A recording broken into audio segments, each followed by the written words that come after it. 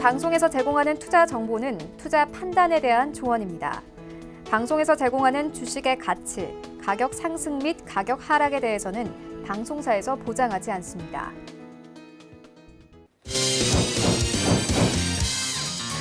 네, 오늘의 주요 헤드라인 소식입니다. 미 연준은 현지 시간으로 19일 FOMC 정례 회의를 열고 기준금리를 동결하겠다고 밝혔습니다. 미중 무역 분쟁 장기화에 따른 여파로 금리 인하에 대한 시장의 기대가 커진 가운데 연준은 성명에서 인내심이라는 기존 표현을 삭제하면서 하반기 금리 인하 가능성을 시사했습니다. 오늘 있었던 BOJ 통화정책회의에서 일본은행은 기준금리를 동결하고 2020년 봄까지 초저금리를 유지하겠다는 입장을 재확인했습니다.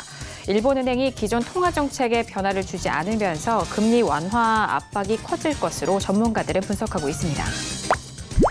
런정페이 화웨이 최고 경영자는 CNBC와의 인터뷰에서 매출 전망을 하향 조정한 것에 대해 크게 우려하지 않는다는 입장을 밝혔습니다. 전날 화웨이는 올해 매출이 지난해보다 300억 달러 줄어들 것으로 전망한 가운데 미국으로 인한 300억 달러는 매우 적은 금액이라고 강조했습니다.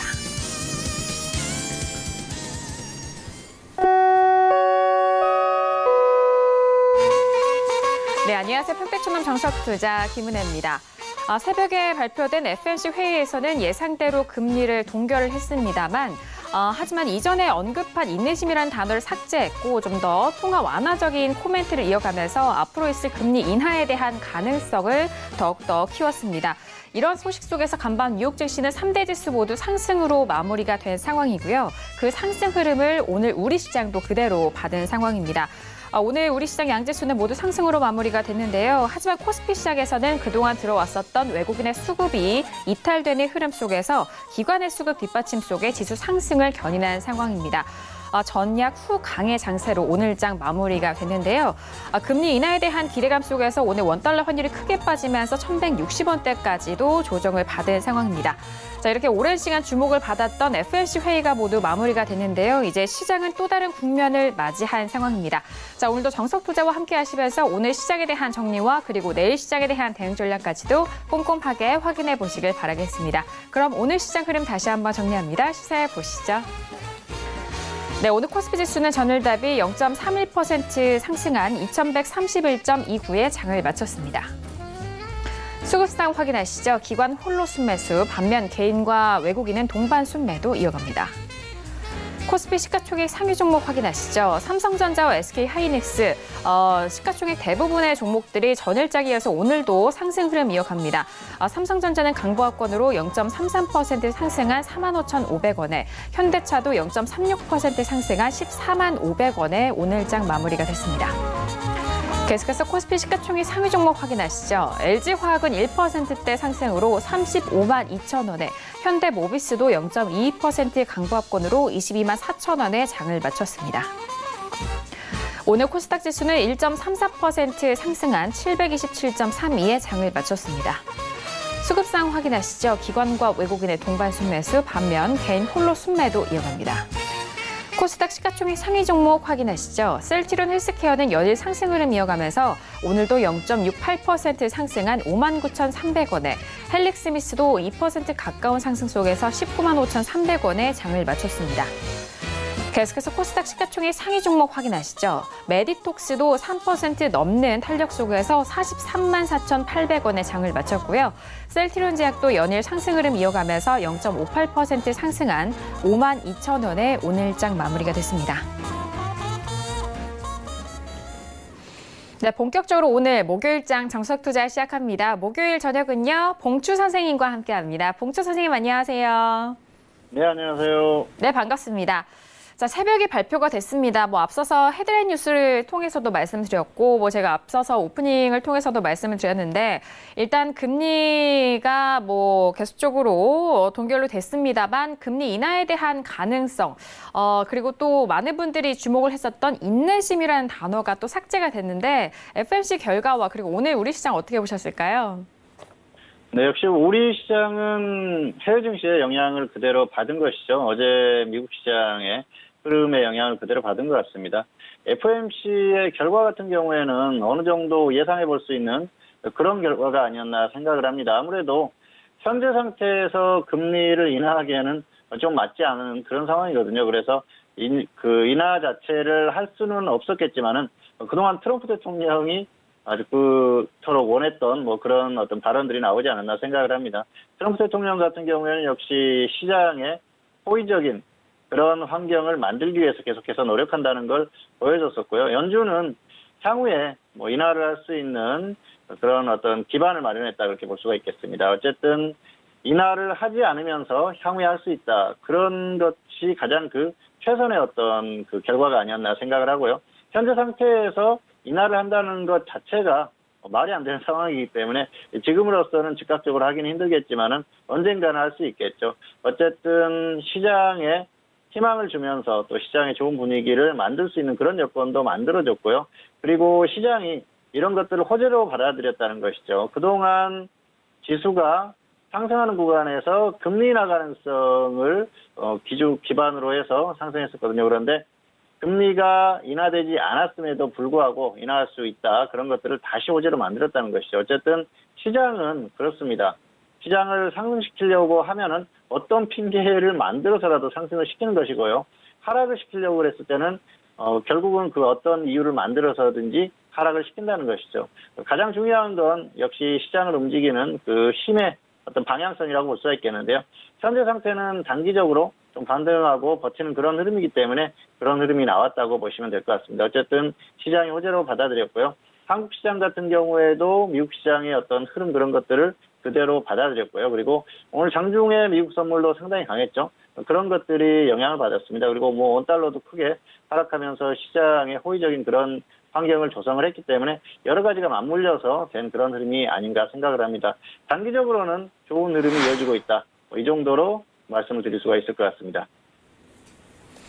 네, 일단 뭐 트럼프 대통령이 시장에 대해서 좀 컨트롤할 수 있는 부분을 다시 재확인을 한 것이 아닌가 싶습니다. 그동안에 강달러에 대해서 비난을 내렸었던 상황 속에서 금리가 너무 높다라는 그런 불편함을 계속해서 좀 언급을 한 것인데요. 그 부분에 있어서 연준 쪽에서도 좀 압박 아닌 압박을 받아왔었고, 그리고 실제로도 뭐 전반적인 경기 지표에 대한 부분도 금리 인하로 갈 수 있는 그런 발판을 마련해 준 만큼 전반적인 시장에 대한 방향성, 이제 좀 다른 국면으로 넘어가고 있는 시점인 것 같습니다. 오늘로 이어지는 앞으로 있을 FOMC와 그리고 하반기에 대한 시장의 전반적으로 큰 그림에서 볼 수 있는 FOMC가 아니었나 싶은데요. 그 말씀 또 봉주 선생님께서 잘 정리를 해주셔서 많은 참고가 되셨길 바라겠습니다. 자, 새벽에 있었던 FOMC뿐만이 아니라 또 오늘은 시진핑 국가주석이 또 북한을 국빈 방문한 날입니다. 그렇기 때문에 관련된 속보도 함께 전달을 해드릴게요. 자, 일단 김정은 측에서는 한반도 시진핑 쪽에서의 먼저 언급을 도와드립니다. 한반도 문제가 좀 복잡하고 또 민감한 문제이기 때문에 북한을 최대한으로 좀 돕겠다라는 그런 코멘트를 이어갔고요. 그런 반면 또 김정은 쪽에서는 한반도 문제 해결 성과를 좀 원한다라는 코멘트와 함께 시진핑 국가주석은 또 북미 대화에 대한 진전을 이루길 바란다라는 그런 북미 관계까지도 좀 언급을 한 상황입니다. 자, 더불어서 평양에서 열린 시진핑과 김정은이 일단 뭐 김정은 쪽에서는 인내심을 유지할 것이다라는 추가적인 코멘트까지 이어졌다는 점 속보 내용고 다시 한번 정리해드리도록 하겠습니다. 자, 이렇게 오늘 봉주 선생님과 1시간 동안 이어갈 텐데요. 첫 번째 코너로 바로 이어가 보도록 하겠습니다. 자, 오늘의 첫 번째 코너는 업종의 이해 시간이 기다리고 있습니다. 자, 항상 뭐 시황적인 부분은 저희가 또 흘러가는 대로 짚어드리지만 그 안에서 항상 고정적으로 있는 이 업종에 대한 부분도 살펴드려야 할 텐데요. 오늘 업종의 이해 시간을 통해서도 특징을 잘 살펴드리도록 하겠습니다. 자, 봉주 선생님 오늘 업종의 이해 시간을 통해서 어떤 업종에 대해서 다시 한번 좀 배워볼까요? 네, 오늘은 코스닥 건설 업종에 대해서 살펴보도록 하겠습니다. 건설이죠. 코스피는 건설업이고요. 그리고 코스닥은 건설입니다. 역시 이름에서 알 수 있듯이 코스피의 건설업과 비슷한 흐름을 보인다고 볼 수가 있겠는데요. 226번의 코드 번호를 가지고 있는데요. 코스피와 코스닥의 건설, 건설 업종이라고 하면은 비슷한 성격을 갖겠죠. 그리고 당연히 거의 비슷한 사업을 합니다. 대부분이 건설이라는 게 건축과 토목을 합친 거 아니겠습니까? 그래서 코스닥에 있는 기업들도 보면은 건축과 토목 이런 사업들을 많이 해요. 아파트라든지 이런 주택 이런 것들을 건설하는 것과 토목, 인프라 관련한 그런 사업이죠. 도로, 철도 이런 이런 것들 여러 가지 사업들을 하는 그런 기업들이 많습니다. 대부분이 그런 사업을 한다고 보시면 될 것 같고요. 그래서 코스피의 건설업과 똑같은 성격의 업종이다 보시면 될 것 같습니다. 다만 조금 다른 면이 있다고 하면은 역시 규모의 차이겠죠. 코스피 건설업 같은 경우에는 대형주가 굉장히 많았었죠. 우량한 대형주들, 현대건설이라든지 대림산업, 그리고 GS건설 이렇게 굉장히 우량한 기업들이 많이 있었는데요. 코스닥 같은 경우에는 규모가 작은 기업들이 많죠. 그러다 보니까 매출이나 이런 면에서 상당한 차이가 발생합니다. 그래서 뭐 비교하기가 좀 어렵죠.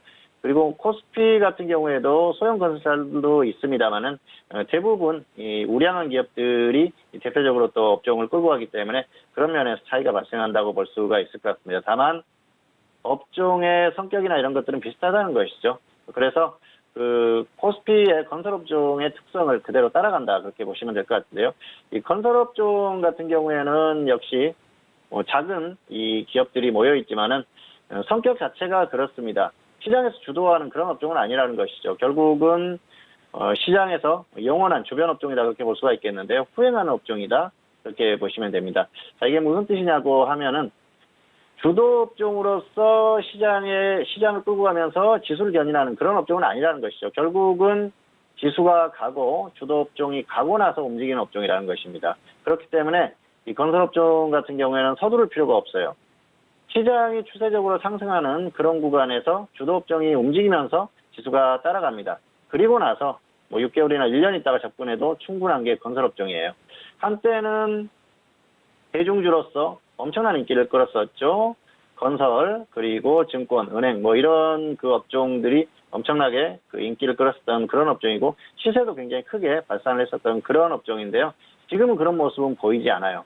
다만 한 번씩 움직이기 시작하면 강한 움직임이 보이죠. 앞에서도 언급을 했지만은 후행하는 업종이기 때문에 서둘러서 들어갈 필요가 없다 말씀을 드렸는데요. 천천히 들어가도 충분한 수익을 발생시킵니다. 워낙 한번 탄력이 붙으면은 강하게 움직이는 경향이 있기 때문에 그런 면들을 참고해서 무리할 필요가 없다는 것이죠. 어쨌든 후행하는 업종이지만 수익률 면에서는 나중에 들어가도 충분히 큰 수익을 누릴 수 있는 게 바로 이 건설업종이기 때문에 절대로 서둘 필요가 없다는 말씀을 드리고 싶습니다. 그리고 정부의 정책이나 어떤 정부의 성격 이런 것들에 굉장히 민감해요. 정부의 정책이라든지 이런 것들이 굉장히 중요하죠. 최근의 흐름도 그렇지 않습니까?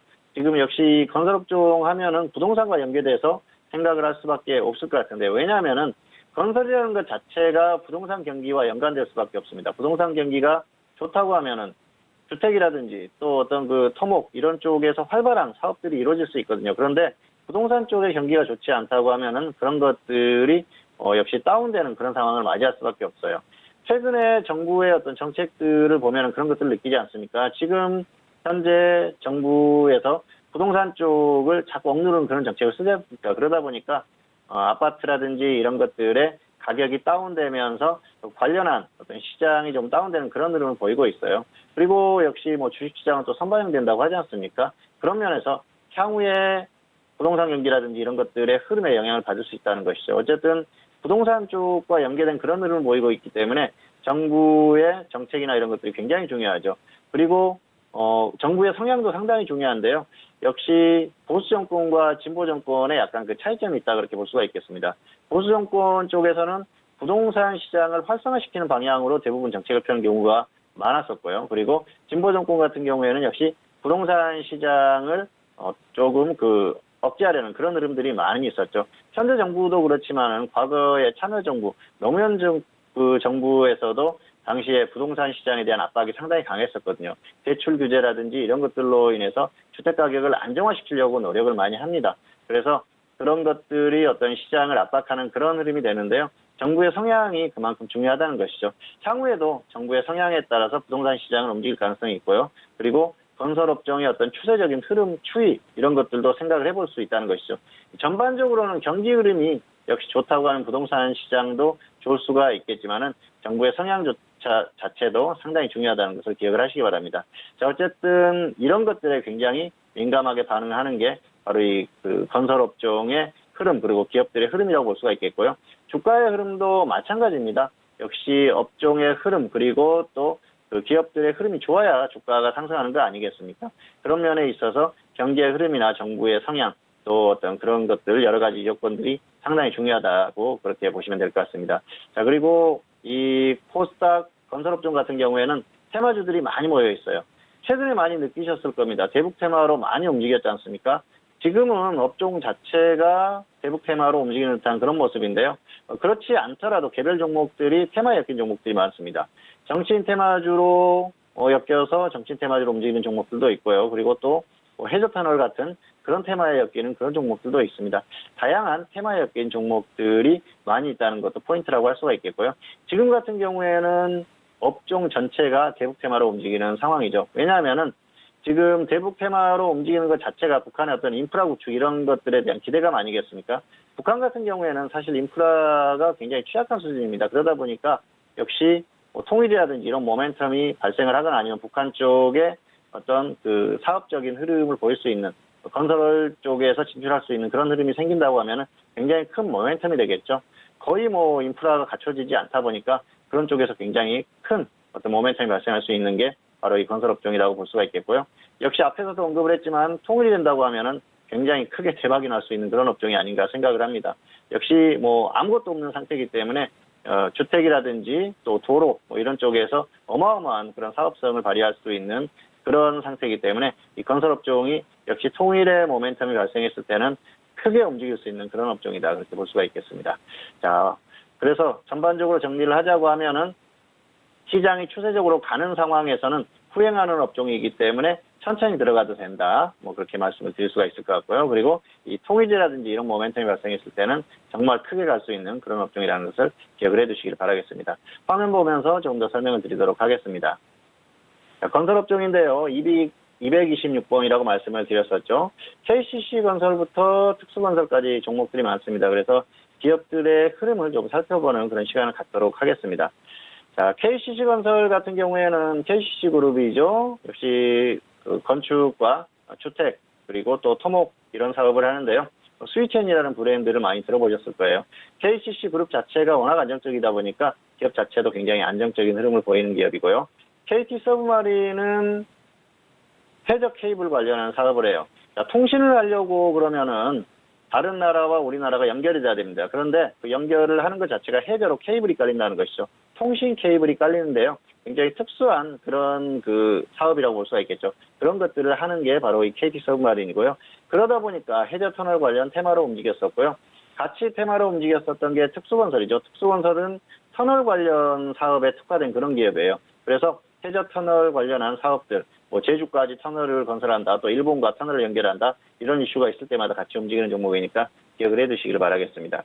국보 디자인은 인테리어 관련 기업이다, 이 정도로 보시면 될 것 같고요. 또 정치 테마주로 움직였던 종목이죠. 문재인 테마로 움직였던 종목이죠. 서희건설과 함께 같이 정치 테마주 문재인 그 대통령이 후보 시절에 테마로 움직였던 그런 종목인데요. 향후에도 뭐 다른 후보들과 연계돼서 움직임이 나올 수는 있겠죠. 그런데 당분간은 조금 문재인 대통령이 다시 출마하거나 그럴 일은 없지 않습니까? 그래서 정치 테마주로 움직이는 건 이제 조금 가능성이 좀 떨어지지 않나 생각을 하고요. 당분간은 뭐 대북 테마나 이런 것들로 움직일 가능성이 높다 그렇게 볼 수가 있겠습니다. 그리고 이 인테리어 관련주들은 과거에 박근혜 정부의 리모델링 정책이 활성화됐을 때 굉장히 크게 움직였었거든요. 향후에도 뭐 정부에서 충분히 그런 것들은 다시 시도해 볼 수 있거든요. 그런 이슈가 있을 때 움직일 수 있는 종목이라는 걸 기억을 해 두시기 바랍니다. 금화 PSC는 발전 관련한 사업을 하는 그런 기업이고요. 남아토건, 동신건설. 자, 이런 기업들은 토건이라는 이름을 보시면 아시겠지만 토목 관련한 그런 사업에 특화된 그런 기업들입니다. 그래서 어떤 그 인프라 구축이라든지 이런 것들이 있을 때 특히 대북 테마로 강하게 움직이는 그런 종목들 중이죠. 그리고 대원 같은 경우에는 역시 아파트라든지 또 토목 이런 사업을 하는 그런 기업입니다. 동원개발도 마찬가지고요. 상지카일룸은 고급 빌라를 주로 건축을 해서 분양을 하는 그런 기업이죠. 자, 그리고 서한도 역시 아파트라든지 토목 이런 사업을 합니다. 서희건설은 앞에서도 언급을 했었죠. 서희스타일스라는 브랜드를 아마 많이 들어보셨을 거예요. 아파트 쪽에 집중하는 그런 그 기업이고요. 세부MC는 조금 그 다른 사업입니다. 클린룸, 그러니까 반도체라든지 뭐 디스플레이 이런 쪽에 클린룸 이런 그 건설을 해주는 그런 기업이고요. 그리고 플랜트 관련한 사업을 하죠. 플랜트는 뭐 공장이라든지 이런 것들 얘기하는 거 아니겠습니까? 그래서 업종은 건설업종에 있지만은 반도체나 또 전자 이쪽에 움직임이 있을 때 같이 움직이는 그런 종목이다. 이렇게 기억을 해주시는 게 좋을 것 같습니다.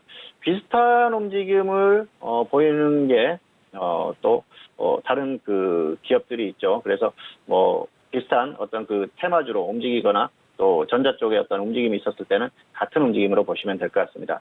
신원종합개발도 역시 뭐 종합건설에다가 이렇게 보시면 될 것 같고요. 에너전트, LCD 모듈을 생산하는 기업이에요. 이게 젠백스 테크놀로지라는 기업이었는데 상호가 변경됐습니다.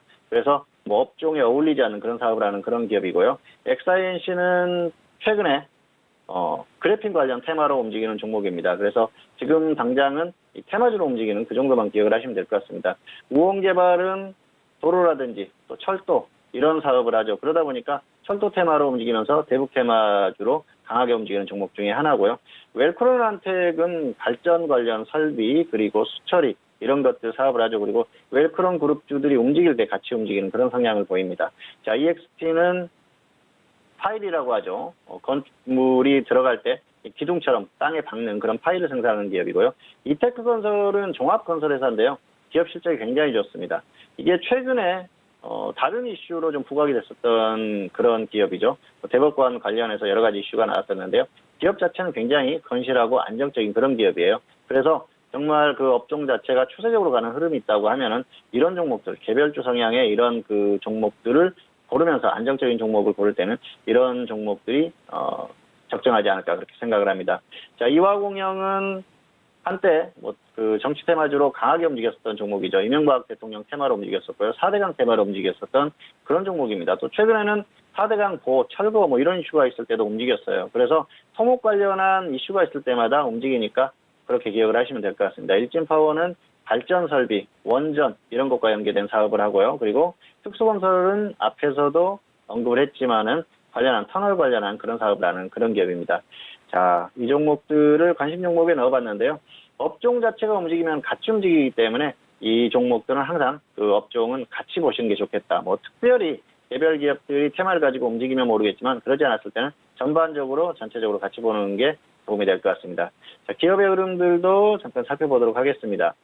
특수건설은 터널 관련 사업을 한다고 말씀을 드렸었죠. 기업 흐름이 굉장히 안정적이죠. 꾸준하게 실적이 나오는 그런 기업이고요. 일진파워는 발전 관련한 그런 사업을 하는 그런 기업입니다. 그래서 뭐 원전이라든지 이런 이슈가 있었을 때 움직임이 나오는 그런 기업이라고 보시면 될 것 같고요. 자, 그리고 이테크건설. 이테크건설은 기업 흐름이 굉장히 좋아요. 안정적으로 움직이는 기업입니다. 이런 기업들은 업종이 추세적으로, 지수가 추세적으로 갈 때는 저점에서 묻어두면 결국은 강한 움직임을 한 번씩 보여줄 수 있는 그런 기업이라고 볼 수가 있겠죠. 코스닥의 어떤 개별주 성향의 종목을 고르면서도 안정성을 보일 수 있는 종목이죠. 자, 그리고 뭐 우원개발 같은 경우에는 철도라든지 도로 이런 사업을 하면서 철도 테마로 움직였었던 종목이라고 말씀을 드렸습니다. 자, 그리고 웰크론한텍은 웰크론 그룹주들의 어떤 흐름이 있을 때 같이 움직이는 그런 기업이고요. 세보MC는 역시 클린룸 관련한 사업을 하는 그런 기업이라고 말씀을 드렸어요. 그래서 업종, 그 건설업종의 움직임보다는 오히려 전기전자나 이런 쪽의 움직임과 같이 삼성전자나 하이닉스 이런 쪽의 움직임을 살펴야 되는 그런 기업이라고 볼 수가 있겠습니다. 서희건설은 기업 흐름이 굉장히 좋은 기업이에요. 테마주로 움직였었지만 기업 흐름도 괜찮습니다. 그래서 역시 그 건설업종이 움직일 때 역시 그 개별주 성향의 어떤 종목으로서 접근해 볼 만한 그런 기업이 아닌가 생각을 하고요. 상직하일룸은 역시 고급빌라를 건설하는 기업이라고 말씀드렸는데요. 기업 흐름이 그렇게 좋은 기업은 아닙니다. 실적이 그렇게 아주 좋은 기업은 아니죠. 어쨌든 뭐 가끔 가다가 이슈가 생기긴 하는데 크게 그렇게 움직이는 그런 종목은 아니라고 볼 수가 있겠습니다. 자, KT 서브마린 해저 케이블 관련한 그런 사업을 하면서 해저 터널 관련 테마로도 움직이고요. 최근에는 미중 무역 분쟁 때 통신 관련 화웨이에 대한 그런 제재 이런 것들의 수혜 기대감으로 움직였었던 그런 기업입니다. 그래서 향후에도 미중 무역 분쟁이 다시 좀 악화되는 상황이 온다 그러면은 다시 움직일 가능성이 있으니까 그런 부분도 기억을 해두시면 좋을 것 같습니다. 자, 그리고 KCC건설 정도까지 보시도록 하실까요? KCC건설은 역시 KCC그룹이죠. 기업 흐름이 굉장히 좋고요. 실적도 안정적인 기업입니다. 이런 기업들은 업종이 움직일 때는 정말 그 저점에서 묻어둘 수 있는 기업이죠. 왜냐하면은 코스닥에 있는 건설주들은 코스피에 비해서 좀 후행하는 그런 상황이 오거든요. 그래서 코스피의 안정적인 그런 종목들을 놓쳤다 그랬을 때는 역시 개별주 성향의 종목 중에서 안정성을 보일 수 있는 기업들은 기억을 해두셨다가 접근을 하시면은 크게 무리가 없을 것 같습니다. 차트 보시도록 하시겠습니다. 자, 코스닥 건설인데요. 자, 쭉 보시면은 최근에 강한 움직임이 있었죠. 역시 지수가 가면서 강한 움직임도 있었고요. 대북 테마로서 또 움직였었던, 제약을 제가 잘못 보여드렸네요.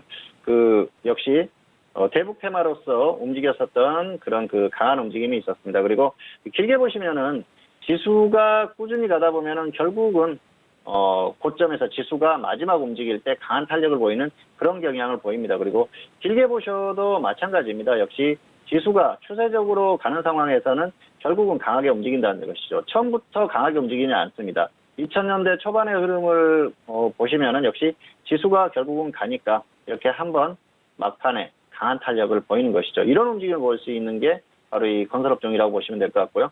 코스피도 마찬가지고 코스닥도 마찬가지입니다. 자, 그래서 역시 지수가 가고 나서 천천히 접근해도 무난한 게 바로 이 건설업종이다. 그런 말씀을 반드시 좀 기억을 해두시면 좋을 것 같고요.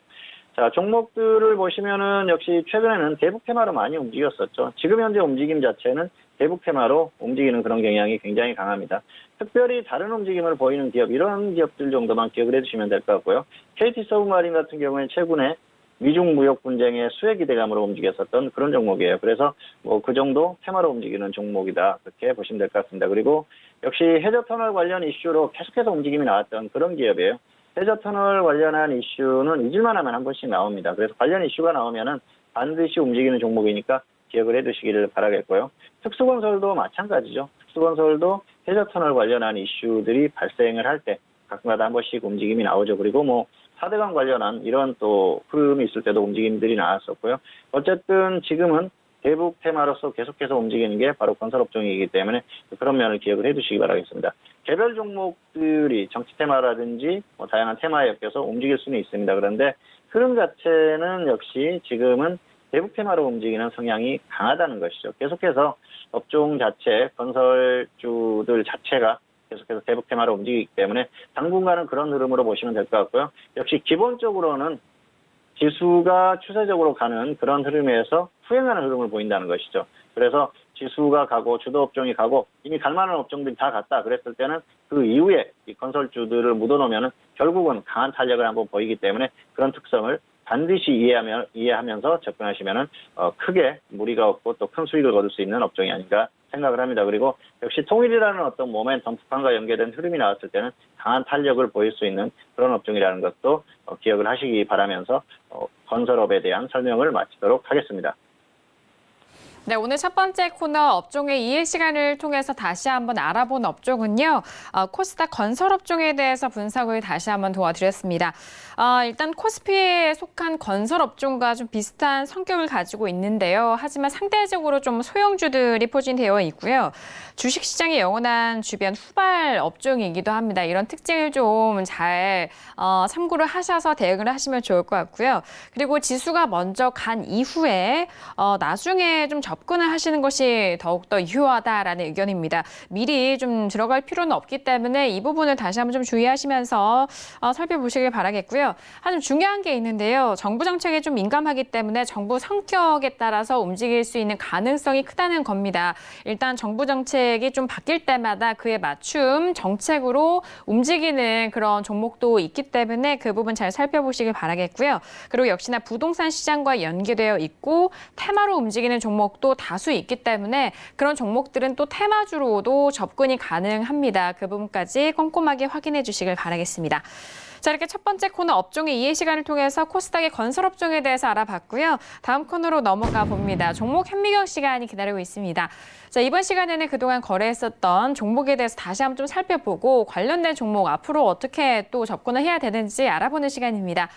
자, 오늘은 어떤 종목을 다시 한번 살펴볼지 궁금합니다. 봉투 선생님, 종목 현미경 오늘은 어떤 종목 살펴볼까요?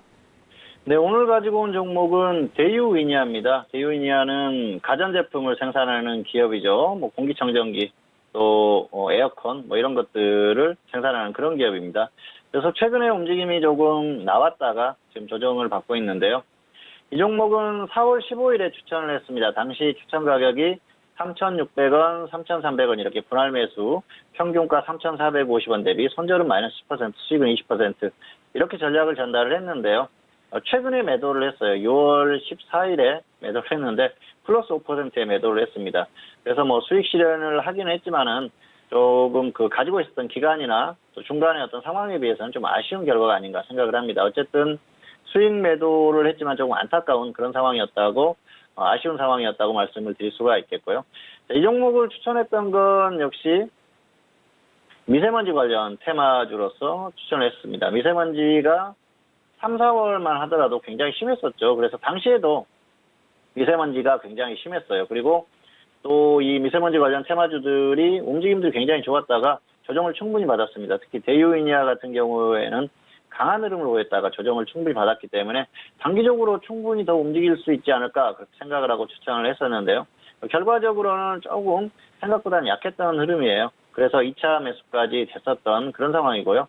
그런데 이제 움직임이 다시 좀 강하게 나왔었죠. 움직임이 나오는 게 역시 미세먼지와 관련한 흐름도 있었지만은 여름 관련주들이 움직임이 강하면서 같이 움직였습니다. 여름 관련주라고 하면은 에어컨이라든지 뭐 선풍기 이런 것들이 있겠죠. 그래서 대유이니아라든지 또 신일산업 이런 종목들이 강하게 움직였거든요. 그러면서 움직임이 굉장히 강한 흐름을 보였어요. 그래서 흐름을 보고 조금 더 목표 수익을 좀 길게 잡아도 되겠다. 그래서 25% 이제 그냥 홀딩 뭐 이런 전략을 전달했었는데 결과적으로는 실패한 전략이 되고 말았습니다. 당시의 흐름이 워낙 강했었기 때문에 그리고 아직 또 무더위가 오려면 한참 멀었지 않습니까? 이제 여름이 시작도 안 됐는데 그러다 보니까 조금 더 크게 움직임이 있지 않을까 생각을 했었는데 생각보다 약한 흐름이었어요. 결과적으로는 역시 그 주식시장의 영원한 진리죠.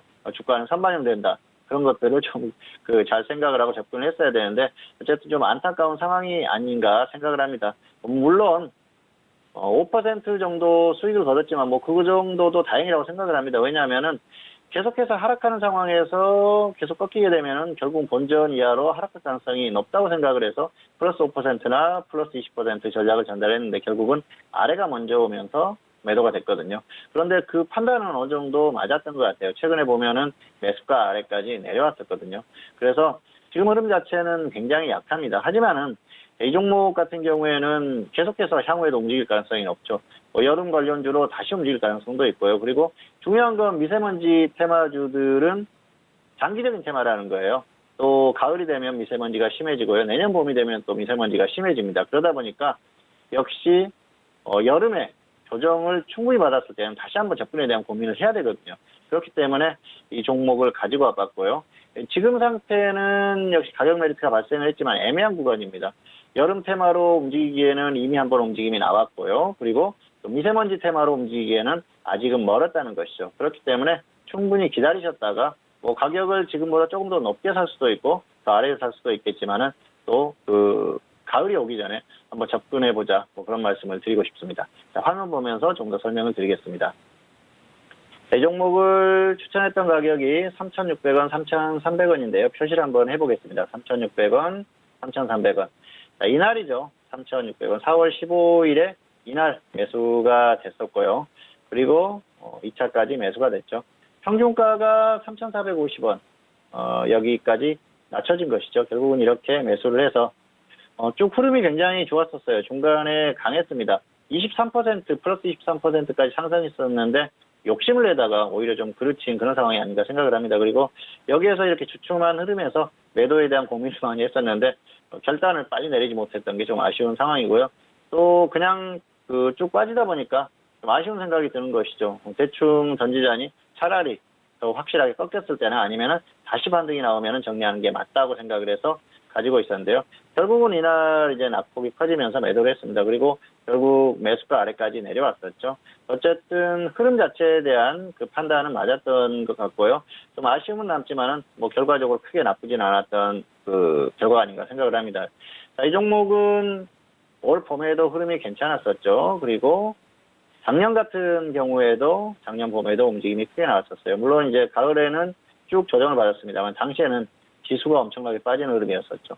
자, 그렇다고 하면 우리가 이제 생각을 해볼 건 지수가 크게 빠지는 그런 구간에서는 굳이 무리해서 접근할 필요가 없다는 것이죠. 그렇기 때문에 현재 지수의 흐름이 조금 애매하지 않습니까? 단기적으로는 반등 가능성이 있다고 보지만은 추세적인 흐름 자체는 꺾였다고 봐야 되거든요. 그래서 그런 흐름, 지수가 다시 한번 꺾일 때는 역시 종목들이 같이 꺾일 가능성이 높기 때문에 무리해서 접근할 필요는 없다는 것이죠. 가격 멜트가 지금도 있지만은 충분하게 더 조정을 받을 가능성이 있기 때문에 기다리자는 것이죠. 지수가 원만하게 움직이면은 역시 뭐 계절적인 흐름을 이용해서 적당한 시기에 접근하면 되겠지만은 역시 그 지수의 흐름까지 보고 접근하자는 것입니다. 어쨌든 추세적으로 계속해서 미세먼지 테마는 움직일 가능성이 높으니까 관심을 가질 만한 종목이고요. 가격 메리트가 충분히 발생을 했을 때 지수의 흐름을 보고 접근을 하시면은 크게 무리 없다 이런 말씀을 드리면서 대유이니아에 대한 설명을 마치도록 하겠습니다. 네, 오늘 종목 현미경 시간을 통해서 다시 한번 알아본 종목은요, 대유위니아에 대해서 배워봤습니다. 이 종목에 대해서는 미세먼지 관련된 테마주이기 때문에 지금도 그리고 앞으로도 관심 있으실 분들이 참 많으실 것 같습니다. 이 종목에 있어서는 가을 전까지 일단 가격적인 메리트와 그리고 시장 상황에 맞춰서 계속적으로 관심을 가지신다면 좋은 결과를 볼 수 있는 종목이기도 합니다. 그리고 미세먼지 관련된 부분에 있어서는 좀 긴 흐름에서도 좀 바라볼 수 있는 종목이기 때문에 앞서서 말씀드렸던 상황에 따라서 어떻게 또 대응하고 대처를 하셨는지 그 과정도 다시 한번 참고하시면서 앞으로에 있는 매매에 있어서도 도움을 받으시길 바라겠습니다. 자, 지금 시각은 10시 36분 지나가고 있고요. 오늘 목요일장에 뉴욕 증시가 개장이 됐습니다. 자, 전일장에도 3대 지수 모두 상승으로 마무리가 됐습니다. 장 후반에 좀 크게 좀 힘을 쏟으면서 상승으로 좀 전환이 된 상황인데요. 오늘 목요일장도 급등 출발이 된 상황입니다. 특히 S&P와 나스닥이 1% 넘는 급등 출발을 한 상황이고 다우지수는 강보합권에서 출발이 됐는데요. 역시나 FMC 내용에 좀 집중을 하고 있는 모습입니다. 인내심이라는 단어를 지은 연준에서 앞으로의 금리 인하에 대한 가능성에 크게 또 힘을 실은 상황인데요. 자, 이런 시그널 속에서 3대 지수 모두 급등 출발이 됐다라는 점 오늘 개장 소식까지 전달해 드리도록 하겠습니다. 자, 이어서 선생님 질문 있어요 시간으로 넘어가 보도록 할게요. 오늘도 다양한 질문들 많이 접수해 주셨고요. 첫 번째 질문부터 확인해 봅니다. 자, 오늘의 첫 번째 질문은 끝자리 9770님의 질문입니다. 동아일텍을 9,500원에 비중은 25% 질문 주셨습니다. 오늘장의 동아일텍 종가는요, 3.60% 상승한 9,790원에 마무리가 된 상황입니다. 지금 수익을 보고 계신 상황인데 앞으로 대응 전략 들어볼게요. 봉주 선생님 어떻게 보실까요? 학점은 쉬고요. 플러스 15% 수익 매도하시거나 본전 매도 후에 재매수하시기 바랍니다. 매수가가 약간 높습니다. 그래서 조금 아쉬운 상황이고요. LCD 장비주예요. 특별히 지금 시장에서 갈 만한 그런 흐름은 아니죠. 어쨌든 추세적으로 조금 당분간 움직이기는 조금 어려운 흐름이 아닌가 생각을 합니다. 그리고 저점을 기록하고 움직였을 때는 좀 확인 매수를 해야 되는데 약간 좀 아쉽다고 볼 수가 있겠습니다. 차트 보시겠습니다. 9,500원에 매수를 하셨는데요. 최근에 매수를 하셨죠. 이 정도 매수를 하셨습니다. 그래서 지금 길게 보면은 주가가 굉장히 낮죠. 그래서 뭐 크게 문제 없어 보이는데요. 단기적으로 강하니까 그냥 따라잡은 흐름인데 저점에서 보면은 역시 20% 정도 반등이 나왔거든요. 그래서 자, 이렇게 추세적으로 하락하는 종목이 저점을 기록하고 반등이 나옵니다. 그러면은 기다리셨다가 자, 반등 나왔지 않습니까? 눌림목 주지 않습니까? 여기에서 매수하는 거거든요. 아니면은 반등이 또 나왔다가 조정을 받을 때 다시 들어가면 되거든요. 그런데 지금 매수가가 높아요. 그래서 혹시라도 조정을 받으면은 금방 또 손실이 커지거든요. 그래서 이런 종목 같은 경우에는 반등이 나와주면은 짧게 수익 실현, 그리고 하락했을 때는 본전 매도 후에 아래에서 다시 한번 접근하자는 것이죠. 자, 그리고 이게 추세적으로 계속 갈 만한 그런 종목이라고 하면은 끌고 가도 됩니다. 특별한 그런데 호재가 없어요. 뭐 자회사가 조금 강하게 움직이는 그 정도 흐름인데요. 다른 특별한 이유가 없이 움직임이 나오고 있습니다. 어쨌든 단기적으로는 그나마 지수가 가면서 같이 좀 강세를 보이는 그 정도 흐름이기 때문에 단기 대응만 하시는 게 맞을 것 같습니다. 어쨌든 15% 수익 실현하시거나 하락하면 본전 매도 후에 아래에서 상황을 봐서 다시 한번 접근하시는 게 좋을 것 같습니다. 네, 동아일텍에 대해서 진단을 해드렸습니다. 현재 수익을 보고 계신 상황인데요. 학점은 C학점으로 확인이 됐고요. 수익은 15% 또는 하락 시에는 본전 매도 이후에 가격대 다시 한번 좀 보시고 재매수에 대한 의견 주셨습니다. 단기적인 접근에 대해서 말씀해 주신 만큼 그 부분 참고해 주시길 바랄게요. 자, 이어서 다음 질문도 이어가 봅니다. 끝자리 8537님의 질문이고요. 체리브로를 2,665원에 비중은 50% 질문 주셨습니다. 오늘장의 체리브로는 보합권 마감이네요. 2,685원에 마감되면서 거의 매수가 근처이긴 하지만 소폭 수익을 보고 계신 상황입니다. 자, 봉추 선생님 체리브로 어떻게 보실까요? 네, 학점은 A고요. 일단 절반은 매도하십시오. 그리고 나서 상승하면 수익 20% 보시고요. 하락하면은 2,550원에 한번 추가를 하십시오. 아래에서 한번 추가하셔가지고 추가되면 손절 마이너스 5%, 수익은 플러스 20%, 이 정도 보시면 될 것 같습니다. 비중이 너무 많습니다. 이게 개별주기 때문에 한 종목에 이렇게 비중이 많이 들어가는 건 좀 위험해요. 그렇기 때문에 분할 매수 해가지고 대응을 해보시기 바랍니다. 하락할 때도 대비를 하자는 것이죠.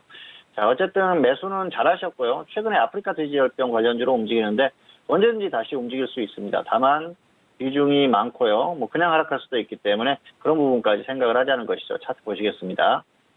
2,665원이죠. 지금 거의 매수가 근처인데요. 자, 기술적으로 잘하셨죠. 가격적으로도 고점 이후에 충분히 조정받았고요. 지금 상승 추세 유지하고 있지 않습니까? 121선까지 이탈할 때까지 기다려서 매수하셨어요. 잘하신 겁니다. 굉장히 잘하셨는데 비중이 많기 때문에 조금 부담스럽다는 것이죠. 어쨌든 절반은 덜어내세요. 상승하면 20% 정도 이슈가 발생을 하거나 해서 움직이면 충분히 갈 수 있습니다. 그렇게 보시기 바라고요. 절반 매도하고 하락했을 때는 아래에서 한번 추가를 하자는 것이죠. 2,550원 정도 추가를 하면 단가가 낮아지지 않습니까? 그렇게 해가지고 그래도 더 하락한다고 하면 손절 5% 짧게 손절하시기 바라고요. 상승했을 때는 수익은 20% 정도 보자는 것이죠. 어쨌든 매수나 다 잘하셨습니다. 그런데 비중이 많기 때문에 하락에 대한 대비도 하는 게 좋을 것 같습니다. 비중이 많은데 여기에서 그냥 가지고 아래에서 추가하면 100%지 않습니까? 그러면은 상당히 위험해져요. 갑자기 급락하거나 했을 때 손쓸 방법이 없습니다. 그래서 일단은 절반 매도하시고 나머지만 가지고 대응을 하시거나 아니면은 아래에서 한번 추가해서 다시 한번 대응을 하시는 게 좋을 것 같습니다. 네, 체리브로에 대해서 진단해드렸습니다. 학점은 A학점으로 확인이 됐습니다. 현재 절반 매도 이후에 수익에 대해서는 20% 또는 2,550원에 추가로 좀 비중을 늘리신 이후에 손절에 대해서는 마이너스 5% 그리고 수익은 20% 전략 말씀해드렸는데요. 아프리카 돼지 열병으로 또 테마주로 엮여 있는 만큼 다시 한번 또 흐름이 나올 수 있는 가능성을 좀 염두해 두시고 가격대에 따라서 잘 대응해 주시길 바라겠습니다. 자, 이어서 다음 질문도 이어가 볼게요. 끝자리 0796님의 질문이고요. 유로스를 매수가 6,170원에 비중은 50% 질문 주셨습니다. 자, 오늘장 유로스는요, 0.16% 하락한 6,100원에 마감이 됐습니다. 매수가 근처이긴 하지만 지금 소폭 손실 구간이신데요. 자, 봉투 선생님 어떻게 보실까요? 네, 학점은 C고요. 일단 35% 정도 비중은 매도를 하시는 게 좋을 것 같습니다. 이게 개별주 성향의 종목이기 때문에 비중을 좀 확실히 더는 게 좋을 것 같고요. 그리고 매수가가 높아요. 그러니까 좀 많은 비중을 일단 덜어내고 대응을 하시는 게 좋을 것 같습니다. 테마주라서 그냥 갈 거라고 생각을 하겠지만은 그래도 일단 위험 관리도 하시기 바랍니다. 자, 어쨌든 지금 본전 근처니까 35% 비중은 매도하시고요. 그냥 상승하면은 수익은 20% 이상 이렇게 보십시오. 그리고 혹시 하락했을 때는 5,550원 정도, 이 정도에 한번 추가를 하셔가지고 손절 마이너스 10%, 수익 플러스 20% 보시면 될 것 같습니다. 아래에서 한번 추가를 하자는 것이죠. 자, 일단은 지금 매수가 거의 근처입니다. 그런데 혹시라도 급락했다 그랬을 때는 비중을 다 가지고 있을 거 아닙니까? 그랬을 때는 마이너스 10%에 손절을 하시기 바랍니다. 다만 그런 흐름이 아니고 지금처럼 본전 근처라면은 일단 35% 정도 비중은 매도를 하고 대응을 하시기 바랍니다. 차트 보시겠습니다. 6,170원에 매수하셨는데요. 지금 매수가하고 거의 비슷하죠. 자, 매수가가 지금도 낮아 보이지만은 단기 저점에서 20% 정도 반등을 했어요. 앞에서도 언급을 했지만은 이랬을 때는 좀 조정을 받을 때까지 기다려야 됩니다. 최근에도 이게 움직였다가 좀 조정을 받는 이런 구간이 있었지 않습니까? 그런데 결국은 이렇게 급등할 때 따라잡는 경향이 강해요. 어쨌든 매수 자체가 좀 아쉽다고 볼 수가 있겠고요. 지금 비중 덜어내시고 상승하면은 상황 봐서 끌고 갈 수도 있습니다. 수소차 테마가 계속 움직인다 했을 때는 끌고 가보시고요. 그렇지 않고 하락했을 때는 아래에서 다시 한번 추가를 하자는 것이죠. 여기서 추가하셔가지고 손절 마이너스 10%, 수익금 플러스 20% 상황을 봐서 상승하면 상황을 봐서 좀 끌고 가십시오. 수소차 테마가 강하게 움직인다 그랬을 때는 끌고 가시고요. 그렇지 않고 그냥 적정한 선에서 움직였다 했을 때는 20% 정도 수익 실현한 후에 상황을 봐서 다시 한번 접근하시는 게 좋을 것 같습니다. 네, 뉴로스에 대한 진단이었습니다. 학점은 C학점으로 확인이 됐고요. 35%의 매도 이후 그리고 수익에 대해서는 20% 또는 5,550원에 추가 매수한 이후 그 가격대에서의 손절은 마이너스 10%, 수익은 20% 대응 전략 말씀해 드렸습니다. 역시나 수소자 테마주로 또 묶여 있는 만큼 관련된 흐름 잘 살펴보시면서 대응해 주시길 바라겠습니다. 자, 오늘도 선생님 질문 있어요 시간을 통해서 다양한 질문들에 대한 상담 도와드렸습니다. 말씀드린 내용에 대해서는요, 투자 판단에 대한 조언이고요. 해당 상품의 가치와 수익률을 보장하지 않는다는 점 다시 한번 유의해 주시길 바라겠습니다. 자, FMC가 마무리가 됐고요. 오늘 목요일장은 3대 지수가 좀 급등 출발이 됐습니다. 현재 구간에서는 다우지수도 1% 가깝게 올라오면서 아주 상당한 탄력을 보여주고 있는 시장 분위기인데요. 그렇다면 금요일장 내일 우리 시장에 대한 전망 알아보도록 하겠습니다. 자, 봉추 선생님은 내일 우리 시장 어떻게 전망하실까요? 네, 내일은 역시 현재까지 상황을 보면은 내일도 반등이 나올 가능성이 상당히 높습니다. 지난주 금요일에 이번 주는 수요일 정도까지 반등이 나올 가능성이 높다. 그리고 나서 그 이후부터는 좀 보수적인 관점에서 보자 말씀을 드렸는데요. 결국은 이게 FOMC의 어떤 그 결과의 폭풍이다 그렇게 볼 수가 있겠는데요. 시장은 호재로 받아들였다는 것이죠. 금리 인하를 하지는 않았지만은 향후에 하겠다는 신호를 보냈기 때문에 그걸 호재로 받아들인 겁니다. 그리고 그런 그 흐름을 단기에 좋았던 탄력을 그대로 유지하는 그런 흐름이 나오고 있습니다.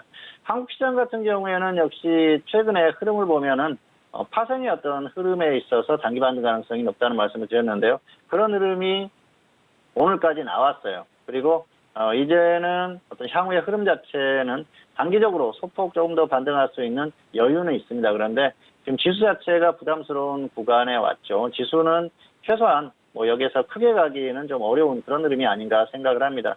지금 이제 2120선을 넘어가지 않습니까? 그래서 역시 2150에 대한 그런 부분들을 좀 생각을 하실 수가 있을 것 같은데요. 최대로 보더라도 넘어가기는 좀 부담스럽지 않나 생각을 합니다. 어쨌든 내일은 반등이 나올 겁니다. 그런데 지수 자체가 부담스러운 구간까지 왔기 때문에 역시 이제는 조금 추가적으로 강한 탄력을 보기보다는 역시 조금 보수적인 관점에서 보는 게 맞을 것 같고요. 단기적으로는 버티는 흐름 정도는 나올 것 같아요. 다만 강세를 계속 유지하면서 계속해서 강한 흐름을 보이는 그런 흐름은 아닐 것이다 그렇게 생각을 하고 있습니다.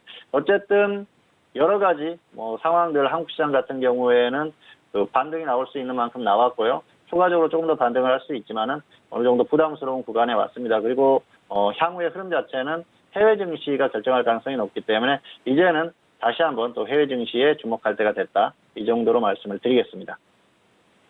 계속적인 상승 흐름 속에서 고점에 대한 부담감도 가지고 있습니다. 여전히 좀 버틸 수 있는 흐름이긴 하지만요. 추가적으로 올라가기에는 여전히 부담스럽다라는 구간 설명 도와드렸으니까요. 참고해 주시길 바라겠습니다. 자, 오늘 함께해 주신 봉추 선생님과는 여기서 인사 나누도록 하겠습니다. 오늘 말씀 감사합니다. 감사합니다. 네, 오늘 저희가 준비한 소식과 내용은 여기까지입니다. 저희 방송은요, 서울경제TV 홈페이지를 통해서도 다시 보게 하실 수가 있으니까요. 많은 활용해 주시길 바라겠습니다. 그럼 저희는 내일 이 시간에 다시 찾아올게요. 함께해 주신 여러분, 오늘도 고맙습니다.